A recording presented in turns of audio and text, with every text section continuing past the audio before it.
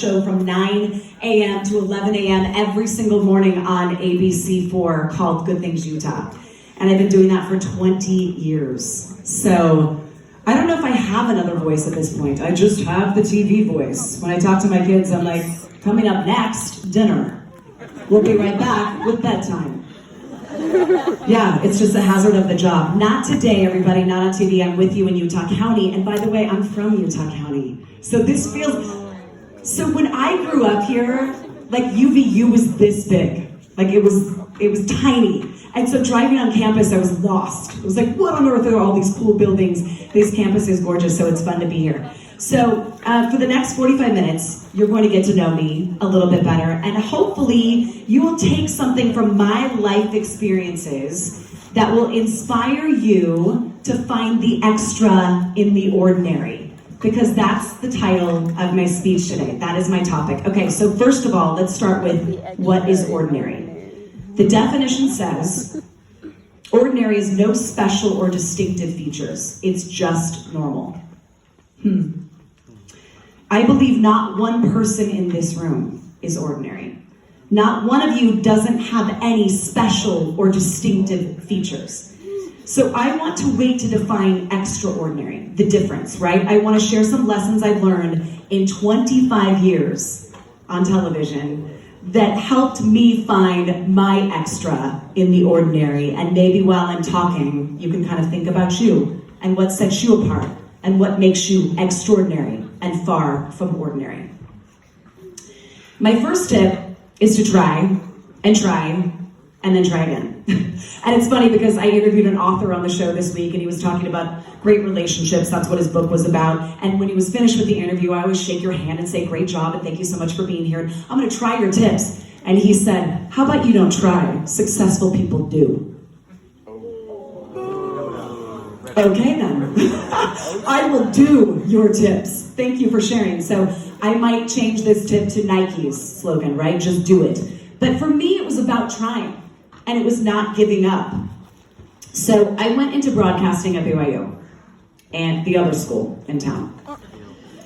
And what's interesting is they had this massive broadcast department. By the way, y'all, digital media, not a thing when I was in college. That's how much life has changed in 25 years. Like it wasn't a degree. Broadcasting was huge and digital media was something people were like, what is that exactly? So I go into BYU Broadcasting and I study up until my junior year. And back then, right, I have 1 year left. They had this thing where a professor would call you in and sit you down and tell you if you would make it in television at the end of your junior year. So what am I going to do if I'm like, what am I doing if I'm not going to make it? So I'm stressed, I'm sweating, I'm sitting outside of his office. And he calls me in and he looks at me and we roll the VHS tape. Who knows what VHS is? Raise your hand. Hallelujah. I'm not totally speaking dinosaur to you right now. We roll the VHS tape of my work and he turns around and says to me, you know what, Nisha, there are a lot of blondes in television. We don't need another one. You should go into something else.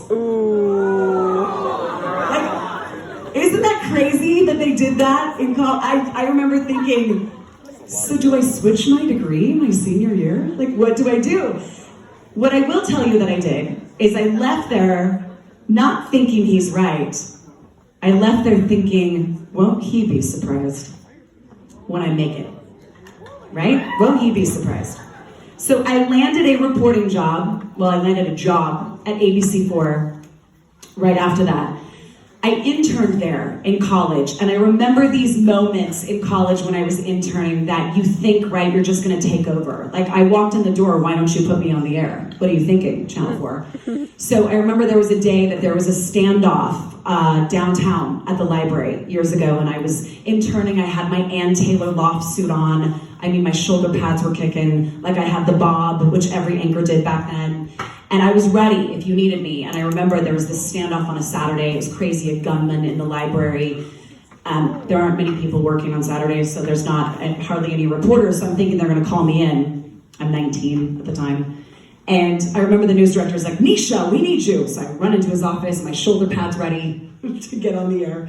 And he says, we need you. And I was like, I knew it. I knew you did. I knew you need me. He's like, to get Subway sandwiches for everyone. I did not go on the air that day. No, that's an internship. I got Subway sandwiches for everyone because it was very important while they covered the standoff.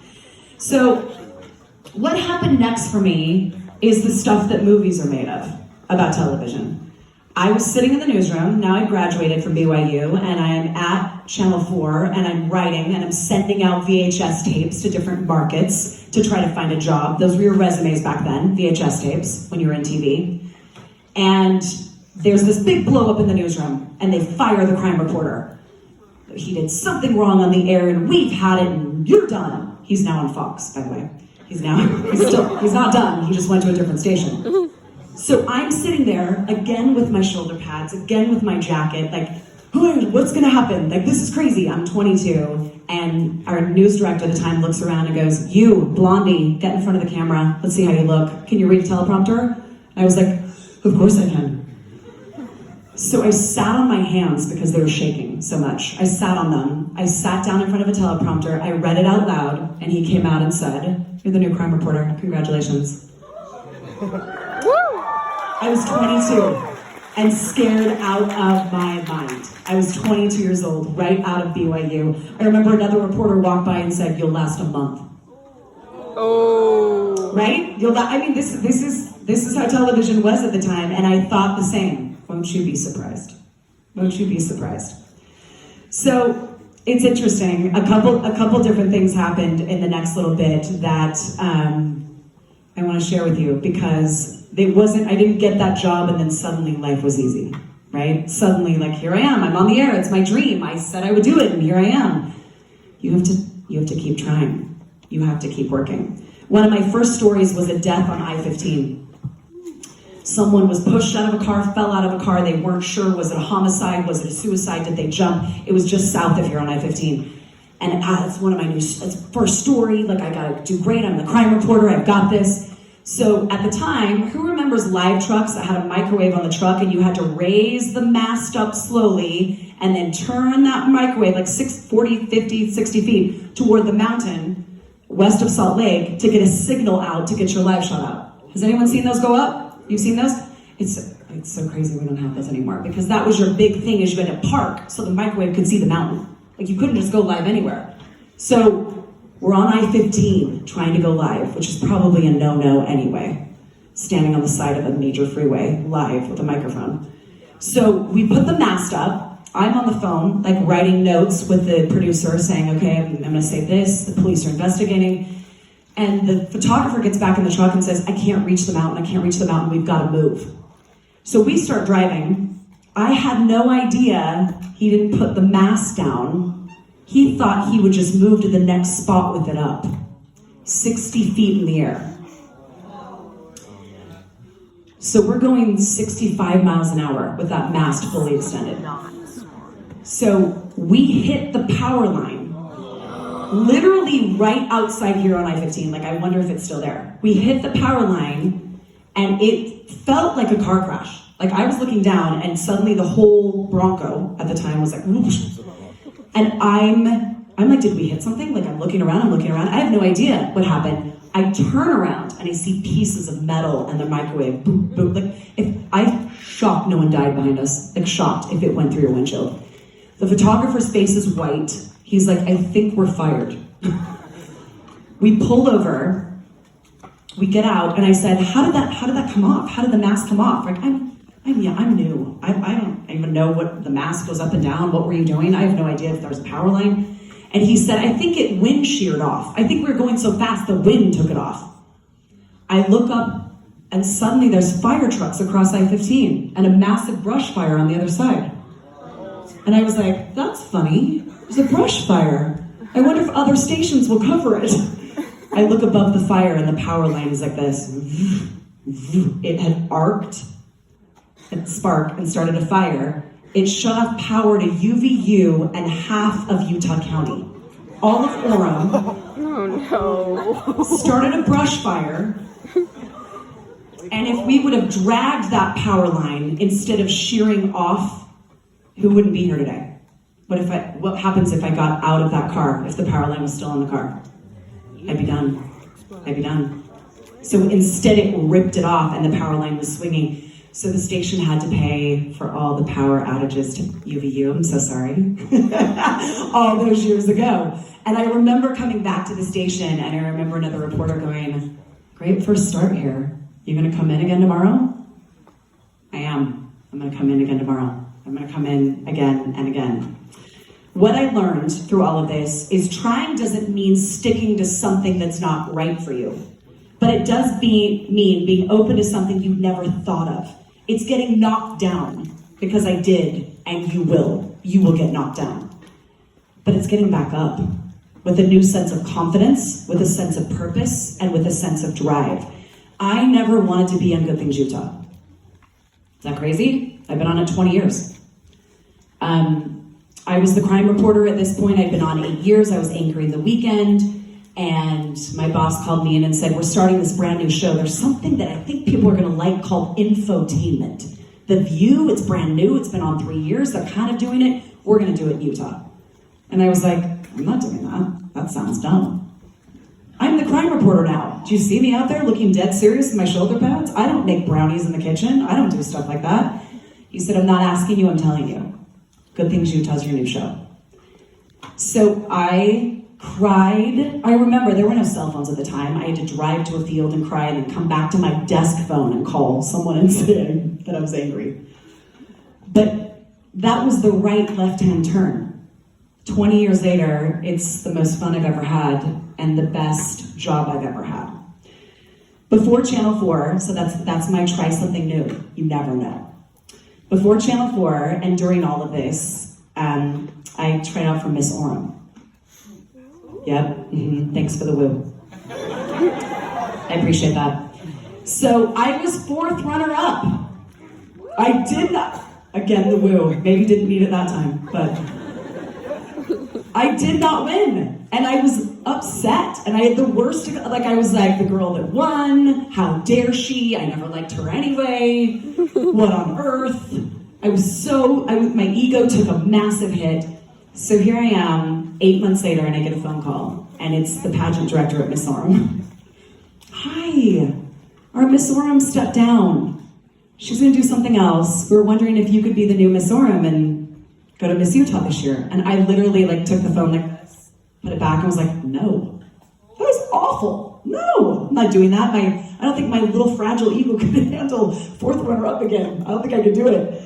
She calls me a week later and says, "The 1st runner-up is pregnant, the 2nd runner-up is married, the 3rd runner-up is too old. You're it." Oh.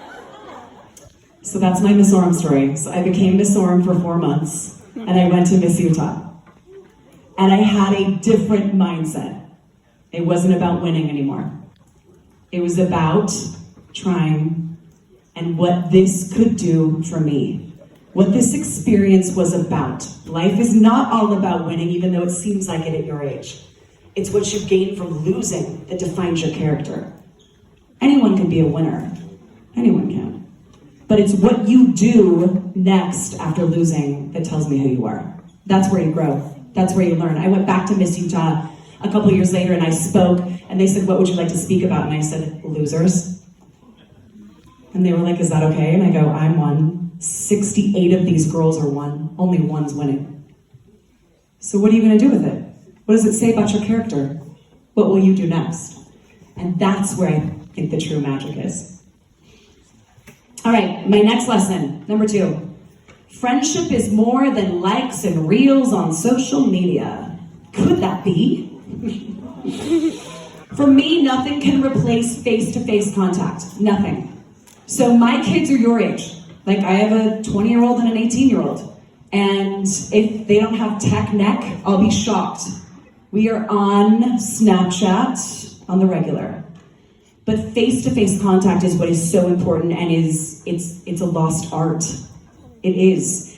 Admittedly, I did not grow up like any of you. There wasn't social media when I went into TV. I mean, there wasn't the internet when I started on TV. That's how fast life moves. I chose a career, though, where my life has always been under a microscope, that social media and our dependence on it has taken that to a whole new level. Am I even relevant if I'm not posting all the time, right? I debate that. I debate it just like you do. When Good Things Utah started, I was in a sad place. My dad had just passed away from a brain tumor. I was pregnant for the first time at 29, and I was filling in on our morning show at 3 a.m., only to have the job given to a cute new reporter from Dallas, Texas.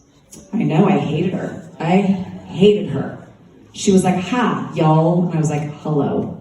Welcome to Utah. We talk different." I wasn't warm. I wasn't kind to her. I was covering Elizabeth Smart at the time. Her disappearance. Who remembers that story? I went out to Federal Heights every day for 8 weeks. I didn't even go into the station. That was the most covered story we ever did. I had a story about that every day. And within 24 to 48 hours, right, police were saying she's probably gone. And I was in a sad space covering that disappearance for week after week after week after week. I remember coming back to the station, and this reporter that got my job had an invitation on my desk. And I looked at it, and it was to my baby shower at her house. And she walked over to my desk, and I said, "What is this? Why is this on my desk?"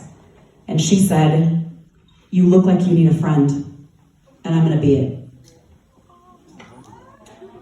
Still my best friend, 21 years later. I needed not a text, I didn't need a like, I didn't need a "you're so cute and cool."